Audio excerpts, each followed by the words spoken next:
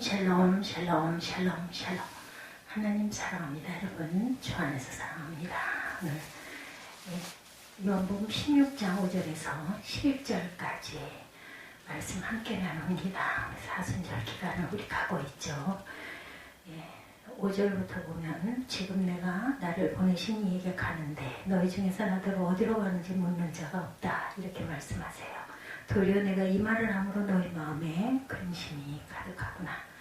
그러나 내가 너희에게 실상을 말하노니 내가 떠나가는 것이 너희에게 유익이라. 그러나 내가 너희에게 실상을 말한다. 내가 떠나가지 아니하면 보혜사가 너희에게로 오지 아니할 것이요. 보혜사 성령이 오실 것이라고 말씀하죠. 내가 그를 너희에게 보내겠다. 이렇게 말씀하죠. 그를 너희에게 보내겠다. 그가 와서 죄에 대하여 의에 대하여 심판에 대하여 세상을 책망하시리라. 성령께서 책망하시겠다는 거죠. 죄에 대하여 하면 그들이 나를 믿지 아니하며 의에 대하여라 하면 내가 아버지께로 가니 너희가 다시 나를 보지 못하며 심판에 대하여라 하면 이 세상 임금이 심판을 받았습니다. 이런 말씀이죠. 생에 세 가지 본질적인 질문이 있죠. 첫째, 인생은 어디서 왔는가? 그렇죠? 우리 생각합니다. 기원에 관한 문제, 둘째, 인생은 왜 살아야 하는가? 존재에 관한 문제, 인생은 죽어서 그러면 어디로 가는가? 넷에 관한 문제가 있습니다. 어디서 왔는가? 왜 사는가? 그리고 어디로 가는가? 그렇죠? 첫 번째 질문에 대해 생각해보면 어떤 사람은 인생이 우연히 세상에 왔다. 그냥 우연히 생겨진 거야. 우리 존재라는 건 이렇게 생각하는 사람들이 있어요. 어떤 사람은 실수로 세상에 태어났다. 내가 왜 누가 나를 이런 얘기 우리 그 어린 날 저와 여러분도 아마 생각하신 적 있을 거예요. 왜 나를 낳으셨나요? 여러 가지 어려움이 있고 문제가 있고 아픔이 있고 고통이 있으면 이런 원망 한두 번씩 여러분들 안 해보셨습니까? 전 많이 들었습니다. 왜 나를 낳으셨나요? 그리고 내가 왜 살고 있는가 이런 것에 대한 생각 우리 사춘기 때 고민해 본 적 저는 있습니다. 세 번째, 그럼 내가 죽으면 어디로 갈 것인가 이 생각도 저는 어려서 했습니다. 너무 무서운 것 같았어요. 깜깜하게 아무것도 기억도 할 수 없고 내 존재에 대한 그런 부분들. 첫 번째 질문에 대해서 보면 어떤 사람은 인생이 우연히 세상에 왔다. 아까 말씀드린 대로 예전에 그런 가요도 있었죠. 인생은 나그네 길 어디에서 와서 어디로 가는가. 어떤 사람은 실수로 세상에 태어났다. 어떤 사람은 진화의 과정을 거쳐서 자연적으로 생겼다. 이렇게 주장을 하기도 합니다. 이도저도 아닌 사람은 삶의 의미를 부여할 필요가 없다. 그냥 태어났으니까 내가 의식이 있으니까 여기서 살다가 죽으면 그뿐이야. 이렇게 생각하는 사람. 어떤 사람은 하나님께서 세상을 창조하시고 나도 지으셨다. 이렇게 생각하는 경우. 두 번째 질문에 대해서 생각합니다. 어떤 사람은 먹기 위해서 왜 사는가? 산다. 어떤 사람은 종족 번식을 위해서 산다. 어떤 사람은 일하기 위해서 산다. 그죠? 다 좀 아닌 것 같죠? 저는 아닌 것 같습니다. 어떤 사람은 영광을 위해서 산다. 그렇습니다. 어떤 사람은 세 번째 질문에도 죽음 후에 아무것도 없다. 그리고 그것으로 끝이다. 어떤 사람은 죽음 후에 홀령으로 세상을 떠돌아다닌다. 불가에서 되게 이런 얘기하죠. 극락에 못 가면 뭔가를 못한 한이 있으면 이런다. 이런 얘기 들은 것 같습니다. 어떤 사람은 죽음 후에 천국이나 지옥으로 간다. 기독교죠. 이와 같이 인생에 대한 정의가 사람마다 제각기 다릅니다. 정답은 과연 어디 있을까요? 여러분들. 본문 말씀을 보면 예수께서 자신에 대한 기원과 존재의 이유 그리고 인생의 길을 확실하게 정의하고 계셔요. 먼저 5, 6절에 지금 내가 나를 보내신 이에게로 가는데 너희 중에 나더러 어디로 가느냐 묻는 자가 없고 도리어 내가 이 말을 함으로 너희 마음에 근심이 가득하다. 예수께서 내가 그 세상을 떠나는데 그것은 사라지는 것이 아니라 나를 보내신 아버지께로 돌아가는 것이다 라고 말씀하는 거죠. 빌립보서 2장 5절에서 8절입니다. 우리 이 말씀 굉장히 많이 묵상하죠. 너희 안에 이 마음을 품으라. 곧 그리스도 예수의 마음이니 그는 근본 하나님의 본체시나 하나님과 동등됨을 취할 것으로 여기지 아니하시고 오히려 자기를 비워 종의 형체를 가져 사람들과 같이 되었고 사람의 모양으로 나타나셨으며 자기를 낮추시고 죽기까지 복종하셨으니 곧 십자가에 죽으심이라. 이렇게 기록되어 있습니다. 예수께서 육체를 입으시고 세상에 오셔서 모든 인간을 대신해 십자가에서 죽으시고 부활하신 후에 자신을 보내신 하나님 아버지께로 돌아가신다라는 거죠. 그러나 문제는 예수님을 가장 가까이 지내던 제자들마저 이 진리에 대해서 전혀 모르고 있다는 거죠. 따라서 예수께서 어디로 가시는지에 대해서 확실하게 모르고 있는 제자들은 그 마음에 근심이 가득하고 불만에 차 있습니다. 사실 사안이 복잡하고 어렵더라도 그 내용을 잘 파악하면 불안감은 없어져요. 우리가 모를 때 염려도 되고 근심도 되고 불안하기도 하지 정확하게 알면 뭐 불안은 없습니다. 이러니까 이렇지. 우리가 어떤 원리를 알면 그렇죠? 우리는 죽은 후에 천국으로 간다는 진리를 알고 나면 죽음에 대해서 두려움이 일단은 없어집니다. 죽음이란 육신의 형태를 벗는 것이기 때문에 근심하지도 말고 두려워하지도 말아야 한다. 근데 이게 쉽지가 않아요. 그렇죠? 불안스러운 마음이 누구에게나 있습니다. 그 마지막 순간이 과연 어떨 것인가에 대한 그런 염려도 있습니다. 7절에 그러나 내가 너에게 실상을 말하노니 내가 떠나가는 것이 너희에게 유익이라. 왜? 벌써 성령이 너희에게 각자에게 오실 것이니까. 내가 떠나가지 아니하면 보혜사가 너희에게로 오시지 아니할 것이요 가면 내가 그를 너희에게로 보내주겠다. 사람들은 이별에 대해 좋지 않게 여기고 슬퍼하는 것이 일반입니다. 예수께서 떠나시는 것이 제자들에게 유익이라고 말씀하죠. 그것은 온 인류에게 복이 되는 일입니다. 예수님께서 보내시는 성령님, 하나님께서 아브라함에게 본토 친척 아비의 집을 떠나라고 명령을 하셨어요. 그리고 모세에게도 애굽에서 떠나 약속한 땅으로 가라고 말씀합니다. 이처럼 크리스천은 현실에 안주하는 사람이 아니라 미지의 세계로 떠나는 사람이죠. 궁극적으로 우리는 이 세상에서 살다가 천국으로 떠나는 존재입니다. 예수께서 말씀하시는 실상이란 영적으로 무엇을 뜻할까? 세상 사람들은 국가, 사회, 민족이 영원할 것이라고 목소리를 높입니다. 그러나 실상 국가도 민족도 영원하지를 않아요. 지상에 있는 어떤 것도 영원한 것은 없습니다. 떠남의 원리와 진리를 모른 채 살아가는 사람은 반드시 방황하게 되죠. 떠나기 위해 출발했는데 목적이 없다면 당연히 방황할 수밖에 없겠죠. 하지만 그 떠남의 목적을 안다면 인생은 살만한 것입니다. 우리는 언젠가 이 세상을 떠나게 되는데 그것을 미리 알고 준비하는 사람은 밝고 건강한 미래를 약속받을 수 있기 때문이죠. 예수께서 떠나가시지 않으면 보혜사 성령께서 우리에게로 오시지 않는다.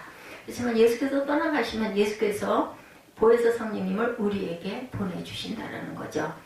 본문 말씀을 두고 설교 준비하면서 제목 때문에 저는 늘 갈등할 때가 많습니다. 예수님은 가시고 성령님이 오신다라는 제목은 약간 어떻게 보면 조금 좀 안 어울리는 그런 제목이다라는 생각이 들기도 합니다. 그렇지만 그 속에 놀라운 진리가 들어있는 거죠.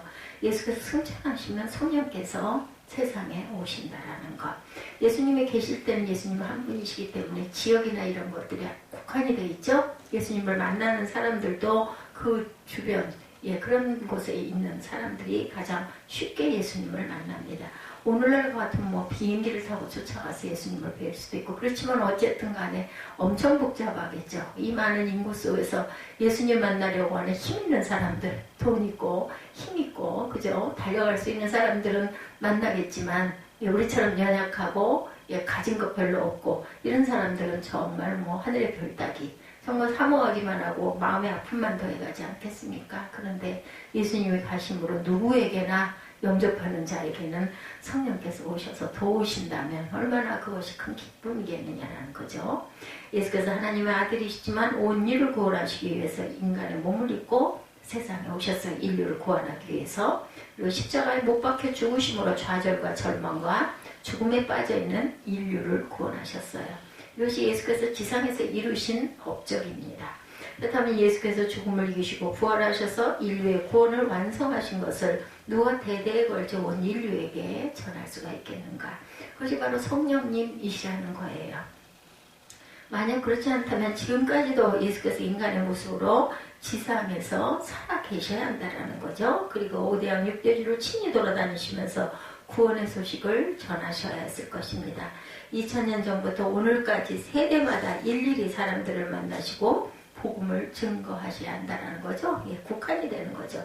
그런 방식으로 온 인류로 구원을 이룰 수 없는 거죠. 예, 시공을 초월해 활동하시는 성령님만이 하실 수 있는 일이다. 아무리 예수께서 인류의 구원을 완성하셨더라도 모든 세대에 걸쳐 민족과 종족과 언어 문화를 초월해 진리를 전할 수는 없습니다. 예수 그리스도의 복된 구원의 소식을 올 인류에게 증거할 수 있는 방법은 성령께서 세상에 오시는 길이죠. 예, 영으로 오시는 그리스도만이 시간과 공간을 초월해서 세대를 이어 내려오는 모든 인류에게 복음을 증거할 수가 있다는 것입니다. 그래서 예수께서 세상을 떠나가셔야 하는 것이다. 예수께서 오셨던 곳으로 돌아가셔서 성령을 보내주시겠다는 겁니다. 성령께서 세상에 오셔야 모든 세대의 인류는 성령의 음성을, 복음을 들을 수 있다는 거죠. 어느 곳에서나 사모하고 환영하는 어떤 곳에나 성령께서 임재하신다. 우리 예수를 믿고 구원을 받는 것은 바로 성령의 역사 때문입니다. 인간은 개인의 힘으로 예수님을 만날 수는 없어요. 만약 개인이 예수님을 만나려면 타임머신을 타고 2000년 전에 갈릴리로 돌아가야 되겠죠. 그때 그 시간으로.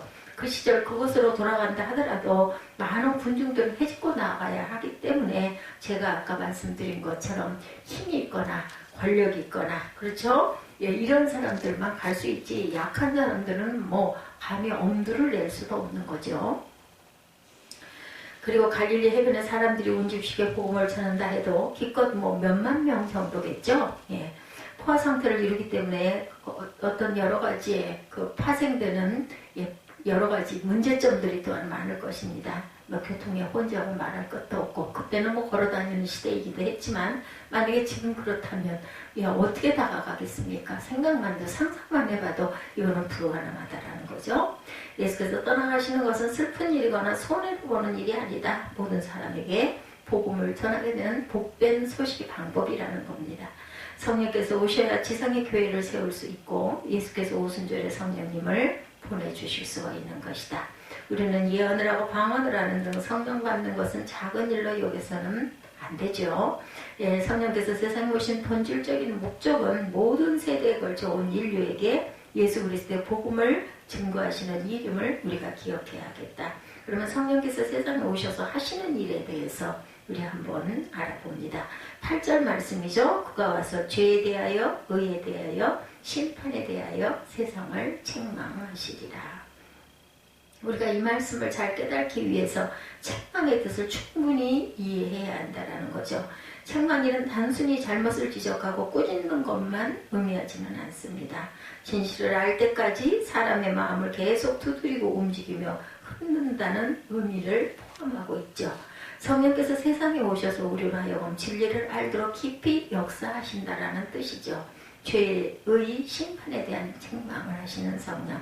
특히 책망이란 단어는 영적 권세가 있는 말입니다. 분명한 증거, 정확한 판단, 영적이고 초자연적인 감수성과 통찰력을 가진 것을 말하죠. 로고스 학자 팔러에 따르면 책망이란 사람이 회개할 때 영혼의 양심을 지켜주는 것이다 라고 말합니다. 우리가 예수를 믿을 때 성령께서 죄를 통해 의를 통해 심판을 통해 진리를 알 수 있도록 때로 채찍을 가하거나 때로 격려하시면서 지속적으로 깨닫게 하신다는 것이죠. 이에 대해서 좀 더 자세히 알아보면 첫째 성령께서 죄에 대하여 책망하시고 깨닫게 해주셨다. 인간은 본질적으로 죄인이라는 사실을 잘 인정하지 않습니다. 그러나 성령께서 오셔서 닫혀있는 마음의 문을 계속 두드리셔서 열게 하신다.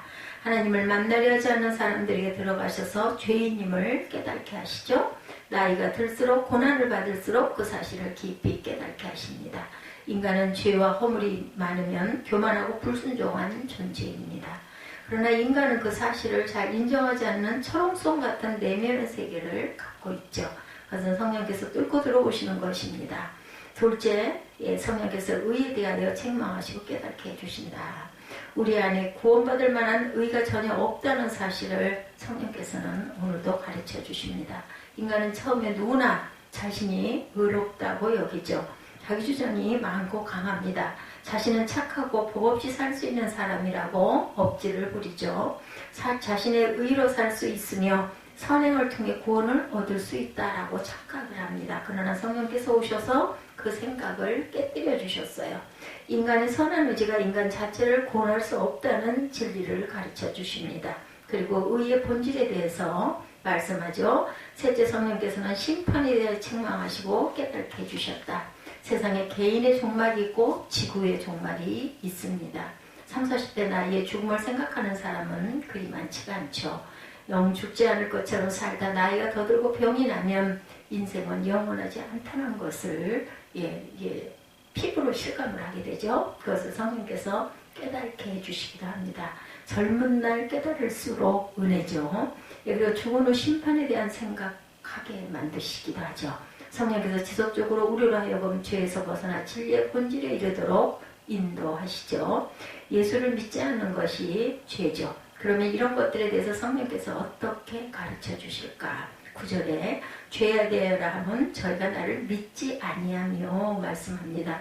성령께서 죄에 대해 깨닫게 해주시는데 죄란 한마디로 예수를 믿지 않는 것이라는 거죠. 인간은 성령님을 만나기 전에 이 말씀에 대해서 동의하지를 않습니다.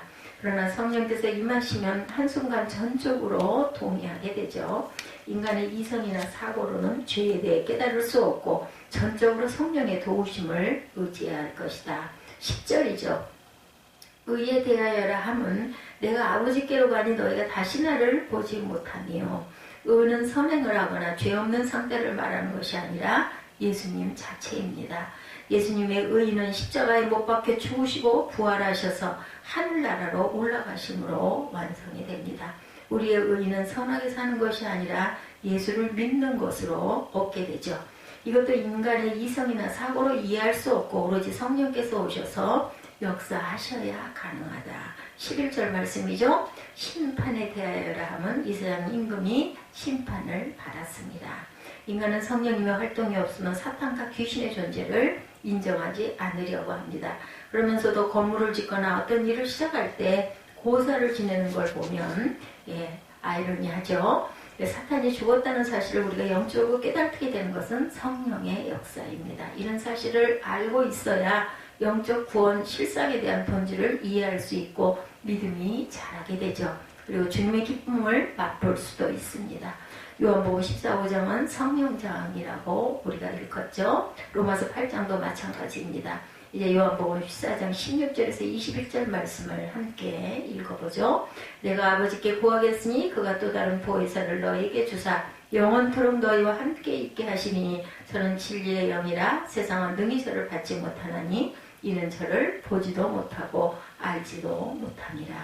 그러나 너희는 저를 아나니 저는 너희와 함께 거하시며 너희 속에 계시겠습니다. 내가 너희를 고아와 같이 버려두지 아니하고 너희에게로 오리라. 조금 있으면 세상은 다시 나를 보지 못할 터이로되 너희는 나를 보리니 이는 내가 살았고 너희도 살겠습니다.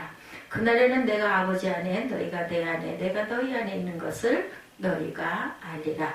나의 계명을 가지고 지키는 자라야 나를 사랑하는 자니 나를 사랑하는 자는 내 아버지께 사랑을 받을 것이요 나도 그를 사랑하여 그에게 나를 나타내리라. 이 말씀에서 핵심 단어는 성령이죠. 예수께서 내가 너희를 고아와 같이 버려두지 아니하고 너희에게로 오리라 이렇게 강조합니다.